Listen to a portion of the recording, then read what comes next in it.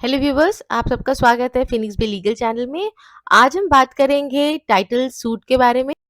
Title suit क्या होता है और टाइटल सूट के कितने प्रकार होते हैं और एक केस जीतने के लिए आपको किस किस तरह का डॉक्यूमेंट्स की ज़रूरत होती है, आज हम उस सारे बातों में बात करेंगे। तो सबसे पहले हमें समझने की ज़रूरत पड़ती है कि टाइटल सूट बोला किसे जाता है। टाइटल सूट बेसिकली जहाँ पर आपकी ज़मीन के मालिकाना हक को लेकर, हक नहीं बोलूँगी, मालिकाना नाम को लेकर जहाँ पे डिस्प्यूट हो जाता है, विवाद हो जाता है, वहाँ पे टाइटल सूट फाइल किया जाता है। अब मुख्यतः ये 4 प्रकार के होते हैं, हर एक प्रकार में भी कई प्रकार आ जाते हैं, लेकिन मुख्यतः ये 4 प्रकार के हैं। सबसे पहला आ जाता है वो है आपका संपत्ति विवाद, अधिकारों की घोषणा के लिए मुकदमा, डिक्लेरेशन ऑफ टाइटल। ये डिक्लेरेशन ऑफ टाइटल क्या होता है? जहाँ पे एक प्रॉपर्टी को 2 लोग क्लेम कर रहे हैं, 2 लोग बोल रहे हैं कि ये मेरी प्रॉपर्टी है। एक का नाम चढ़ चुका है दाखिला खारिज में, दूसरा उसको चैलेंज कर रहा है। ऐसे टाइप के जो केसेस हो जाते हैं वो डिक्लेरेशन ऑफ टाइटल के केसेस में आ जाते हैं। इसमें भी कई प्रकार के केसेस होते हैं, फैक्ट्स होते हैं। जैसे किसी ने जमीन खरीदी, एक का सेल एग्रीमेंट हुआ, एक का सेल डीड हो गया, रजिस्ट्रेशन हो गया, तो ऑब्वियसली जिसका रजिस्ट्रेशन हुआ उसका दाखिला खारिज में नाम चढ़ गया, लेकिन सेल एग्रीमेंट वाले ने भी पैसा दिया है, तो वो ऑब्वियसली केस फाइल कर देता है जिसका नाम पे दाखिला खारिज हो गया, वो अपना भी टाइटल उसमें करवाना चाहता है। एक प्लॉट है, कई लोगों के नाम पे चढ़ा हुआ है, कुछ लोगों के नाम पे हुआ है, कुछ लोगों के नाम पे नहीं हुआ है, वो डिवाइड भी नहीं हुई है, तो वहां पे भी टाइटल सूट बन जाता है। तो इसमें बहुत सारे प्रकार होते हैं। बेसिकली जो पहला कैटेगरी जो होता है वो एक जमीन पे जब 2 या उससे अधिक लोग अपना नाम का क्लेम करते हैं, वहां पे ये डिक्लेरेशन ऑफ टाइटल का केस फाइल होता है। दूसरा जो केस होता है वो ठीक पहले वाले केस के उल्टा होता है, वो होता है एविक्शन सूट। ये भी टाइटल सूट होता है, जिसमें क्या होता है कि जमीन आपकी है, बगल वाला बोल रहा है ये तो मेरी जमीन है, उसका भी नाम है, उसका अपना भी टाइटल है, लेकिन वो बोल रहा है आप मेरे जमीन पकड़ के रखे हो, आप बोल रहे हो नहीं आप तो मेरे जमीन पकड़ के रखे हो। तो यहाँ पे भी टाइटल को लेके रहता है कि उस जमीन का एक्चुअल ओनर कौन है। तो वो वाले जो सूट्स होते हैं उसको हम एविक्शन सूट्स बोलते हैं। तीसरा वाला बहुत ही सिंपल है, पार्टीशन सूट। विरासत की जो जमीन होती है वो जो लीगल है उनके नाम पे आने के लिए जो होती है, इसमें तो ज्यादा बोलने का कुछ बनता भी नहीं है। चौथा आता है रास्ते का अधिकार या ईजमेंट केसेस। ईजमेंट केसेस वो होते हैं जहाँ रास्ते का अधिकार नहीं मिल रहा है या पानी जाने का अधिकार पड़ोसी नहीं दे रहे हैं, तो एस टाइप के जो केसेस होते हैं वो ईजमेंट के केसेस हो जाते हैं और ये भी टाइटल से रिलेटेड हो जाते हैं। देखिए, है तो सारे के सारे टाइटल सूट, चारों के चारों प्रकार, लेकिन हर एक में डॉक्यूमेंट्स की जो रिक्वायरमेंट होती है वो कुछ अलग अलग हो जाती है। जो डॉक्यूमेंट मुझे डिक्लेरेशन ऑफ टाइटल के लिए चाहिए होगा, जरूरी नहीं है कि वही डॉक्यूमेंट मुझे इसके लिए चाहिए होगा, एविक्शन सूट के लिए चाहिए होगा।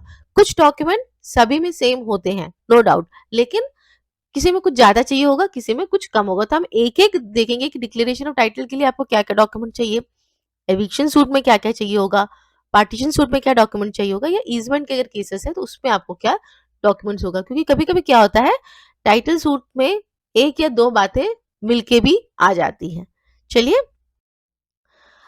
अब हम बात करते हैं पहले वाला, इसका डिक्लेरेशन ऑफ टाइटल। इसमें पहले ही मैंने आपको बता दिया था कि किस टाइप के केसेस के बारे में बात कर रहे हैं। एक जमीन है और उसपे 2 से 3 लोग या उससे ज्यादा लोग अपना टाइटल क्लेम कर रहे होते हैं। तो जिसने भी अपना केस फाइल करा है वो प्लेंटिफ हो गया। प्लेंटिफ को अपना केस प्रूव करने के लिए सबसे पहले उसको दिखाना पड़ेगा कि जिससे उसने जमीन खरीदी है क्या वो सही ओनर था, क्या उसका नाम दाखिला खारिज पे चढ़ा था। तो सबसे पहले उसको उसका दाखिला खारिज दिखाना पड़ेगा कि ये ओनर था और ये जमीन उसकी थी। दूसरा चीज, आपने उससे सेल डीड करवा लिया है, तो आपको अपना सेल डीड भी कोर्ट में जमा करना पड़ेगा। सेल डीड किया है तो साथ साथ में पैसों का लेन देन भी हुआ रहेगा, तो उसका रेसिप्ट भी दिखाना पड़ेगा आपको। साथ ही साथ में आपको मैप, अगर कोई प्लॉट वाला जमीन खरीदे, नहीं भी खरीदा, दूसरा टाइप की जमीन खरीदा, तो मैप तो एक बहुत ही इंपॉर्टेंट डॉक्यूमेंट होता है, ये भी आपको दिखाना पड़ेगा कि हाँ मैप भी मैंने इसमें डाला हुआ है, कौन सी जमीन मैंने इसमें ली है वो क्लियर कट इसमें आना जरूरी है। तो ये 3 डॉक्यूमेंट जो सबसे इंपॉर्टेंट हो जाते हैं वो डिक्लेरेशन ऑफ टाइटल में दिखाना जरूरी रहता है। अगर ये चीज आपने दिखाया कि हाँ जिससे मैंने खरीदा उसका टाइटल सही है, मतलब वो असली ओनर था, मैंने उसे बकायदा रजिस्ट्री करके ली है जमीन, पैसा भी बराबर उसको दिया है, और जो मैप है मैप के हिसाब से ही मैं रह रहा हूँ, अगर ये डॉक्यूमेंट्स आपने कोर्ट में दिखा दिए तो केस जीतने से आपको कोई नहीं रोक सकता है। अब इसी में दूसरा सिचुएशन आ जाता है, जो सेल एग्रीमेंट करके लिया है, सेल एग्रीमेंट ने फाइल किया है टाइटल सूट। अब वो क्या करेगा, देखिए, वो केस तो थोड़ा-सा वो ट्रिकी हो ही जाता है, लेकिन उसको भी सबसे पहले वही दाखिला खारिज का दिखाना पड़ेगा जो एक्चुअल ओनर है उससे उसने लिया। दूसरा उसका सेल एग्रीमेंट। अब ये सेल एग्रीमेंट, अब उसकी लड़ाई जिससे भी हो रही है वो उसका तो सेल रजिस्टर्ड हो चुका है, सेल डीड वाले से उसकी लड़ाई हो रही है। तो यहाँ पे डेट का बहुत इंपॉर्टेंट फैक्टर हो जाएगा, और भी बहुत सारे फैक्टर्स रहते हैं, लेकिन उसको अपना सेल एग्रीमेंट दिखाना रहेगा। अगर उसने ज़मीन को कब्ज़ा करके रखा हुआ है, तो कितने टाइम से कब्ज़ा करके रखा है, वो टाइमलाइन का जो डॉक्यूमेंट्स है उसको वो दिखाना पड़ेगा। ये कौन से डॉक्यूमेंट्स हो जाएँगे? ये बिजली का हो गया, पानी का हो गया, गैस का हो गया, कोई आपके पास में अगर आपने बैंक खाता खोला उसमें आपने एड्रेस डाला, तो इस टाइप के डॉक्यूमेंट्स हो जाएँगे जो आप दिखा सको कि आप इतने समय से आप रह रहे हो उस ज़मीन पे सेल एग्रीमेंट के बाद में। तो कैसे इसका सेल डीड या रजिस्ट्रेशन हुआ है। तो ये डॉक्यूमेंट की ज़रूरत इस स्थिति में आपको दिखाना ही पड़ेगा अपना केस को मज़बूत करने के लिए।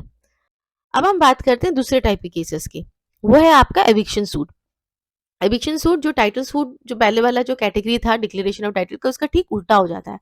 इसमें हम ये बोल रहे हैं कि ये ज़मीन मेरा है और मेरी इस ज़मीन पर सामने वाले बंदे ने कब्ज़ा कर लिया है। मतलब होता है ना पड़ोसी का बाउंड्री को लेके जो लड़ाई जो हो जाती है, ये अधिकतर उस टाइप के केसेस होते हैं। इसमें लैंडलॉर्ड और टेनेंट का भी केसेस रहता है, लेकिन अब हम उसके बारे में हम नहीं बात कर रहे हैं यहाँ पे, हम बस ज़मीन वाले जो मेन केस है उसके बारे में बात कर रहे हैं।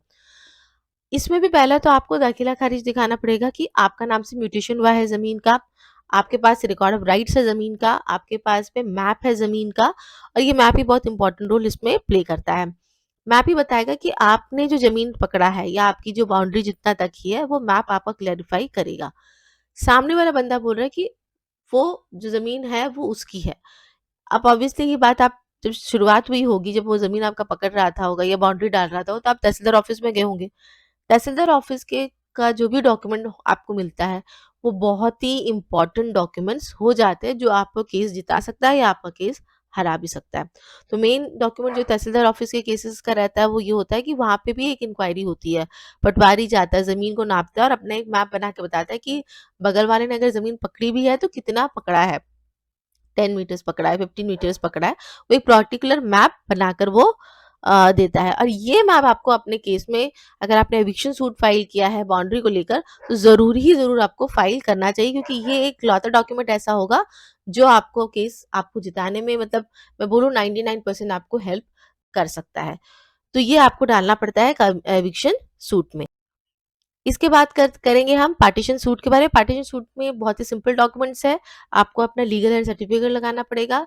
आपके दादा का ज़मीन है या जो भी है उसका जो आपका दाखिला खारिज है वो आपको लगाना पड़ेगा। ये 2 ही डॉक्यूमेंट की ज़्यादातर ज़रूरत पड़ती है। बाकी सारा तो जो रिक्वायरमेंट होता है वो कोर्ट के थ्रू ही इसमें होता है। तो इसमें ये 2 डॉक्यूमेंट्स की ज़रूरत पड़ती है। लेकिन हाँ, अगर आप पार्टीशन सूट के साथ में आपने एविक्शन सूट डाला है कि हमें हमारे हिस्से की ज़मीन को किसी और ने पकड़ के रखी है, तो अ, यहाँ पर भी एक्चुअली कोर्ट का ही काम आ जाएगा। वो अपना एक कमिश्नर अपॉइंट करवाते हैं जो जाकर देखते हैं कि को ज़मीन कितना है और हर एक ज़मीन पर कौन कितना-कितना कहाँ-कहाँ पे बैठा है, एक वो डिटेल मैप वो कोर्ट में लाकर देते हैं और उसी के बेसिस में पार्टीशन भी होता है। जो डॉक्यूमेंट आपको जो लगाना पड़ेगा वो यही है लगाना पड़ेगा कि आपके जो दादा-परदादा की ज़मीन है, दाखिला खारिज जो है वो आपको दिखाना पड़ेगा और आपका जो लीगल हेir है वो दिखाना पड़ेगा, और ये जो ज़मीन अभी भी जो इसका नाम चेंज नहीं हुआ है वो वाला डॉक्यूमेंट ही आपको कोर्ट में सिर्फ दिखाना पड़ता है, जो बेसिकली दाखिला खारिज म्यूटेशन का जो डॉक्यूमेंट होता है। अब हम बात करते हैं ये ईज़मेंट के केसेस का। ईज़मेंट के केसेस थोड़ा-सा में जो डॉक्यूमेंट की जो रिक्वायरमेंट होती है वो थोड़ी-सी अलग टाइप की हो जाती है। क्योंकि हम यहाँ पे किसी और के ज़मीन पे हम अपना राइट माँग रहे होते हैं ना, हम ज़मीन तो नहीं माँग रहे होते, उसमें हम आने-जाने का अपना जो राइट है वो माँग रहे हैं, पानी छोड़ने का राइट माँग रहे हैं। तो इसमें तो एक तो आपको दिखाना पड़ेगा कि आपने ज़मीन ली है। इसमें भी एक टाइप के केसेस हो जाते हैं जहाँ पे हम प्लॉट्स में जो होता है ज़मीन हम खरीद लेते हैं। तो जो प्लॉट्स में हम जब ज़मीन खरीदते हैं तो वहाँ पे एक डिटेल मैप बनी होती है, जिसमें दिखाता है कि आने-जाने का रास्ता कहाँ से होगा, पानी निकलने का रास्ता कहाँ होगा। वो मैप आपको कोर्ट पे डालना ही पड़ता है, दिखाना पड़ता है कि ये तो आपके खरीदते वक़्त ये दिखाया गया था कि यहाँ से ऐसा निकलेगा और अब ये सामने वाला उसको रोक रहा है। ये तो एक स्थिति हो गई। दूसरी स्थिति ये है कि कोई पुराना गवर्नमेंट का रास्ता है उसको सामने वाले ने ब्लॉक कर दिया, आपको जाने नहीं दे रहा है, तब आप क्या करोगे? तब देखिए रेवेन्यू ऑफिस में एक मैप होता है, रेवेन्यू मैप जिसे हम बोलते हैं, वहाँ पर हर एक विलेज का या हर एक तालुका जो रोड्स वगैरह का बारे में रहता है, जो कच्चा रोड, जो गवर्नमेंट का रोड है, वो भी उसमें दिखाया जाता है। तो वो चीज़ आपको कोर्ट में जमा करना पड़ेगा, दिखाना पड़ेगा, मतलब एज़ एन एविडेंस उसको बुलाना पड़ेगा आपको, आपके तहसील ऑफिस से, कि यहाँ पे ये गवर्नमेंट रोड है करके। तभी आपको फिर वो कोर्ट वो रास्ता आपको बना के देगी। इसके साथ रास्ता मतलब खाली करवा के देगी। इसी के साथ-साथ में अगर आपका वो ज़मीन जो सामने वाला जिसने आपका ज़मीन रोका है, उससे पहले उस ज़मीन पे कोई आदमी रह रहा है और उसके साथ में आपकी एग्रीमेंट हुई थी कि हाँ, यहाँ पे हम आपको आने-जाने का रास्ता, दो ये मेरी ज़मीन है, लेकिन ये आने-जाने का रास्ता मैं आपको देता हूँ टिल परपेचुइटी, मतलब एकदम आखिरी तक मैं आपको ये दे रहा हूँ। तो वो अगर एग्रीमेंट भी अगर आपके पास में है, तो वो कोर्ट में आप दिखा सकते हो और उससे भी आपका वो आने-जाने का रास्ता या पानी का जो रास्ता होगा वो क्लियर हो जाएगा और मतलब मिलेगा ही मिलेगा आपको, मतलब केस एकदम जीतने वाला वो डॉक्यूमेंट हो जाता है। तो व्यूअर्स, आज इन्हीं के बारे में मैंने आपको बताया। बहुत ज़्यादा लंबा मैं करने की कोशिश नहीं करती हूँ वीडियो को, लेकिन फिर भी थोड़ा-सा लंबा हो ही गया है। तो आई होप आपको आज का मेरा ये वीडियो अच्छा लगा। अगर अच्छा लगा है तो लाइक, शेयर, सब्सक्राइब ज़रूर कीजिएगा। Thank you so much for watching my channel.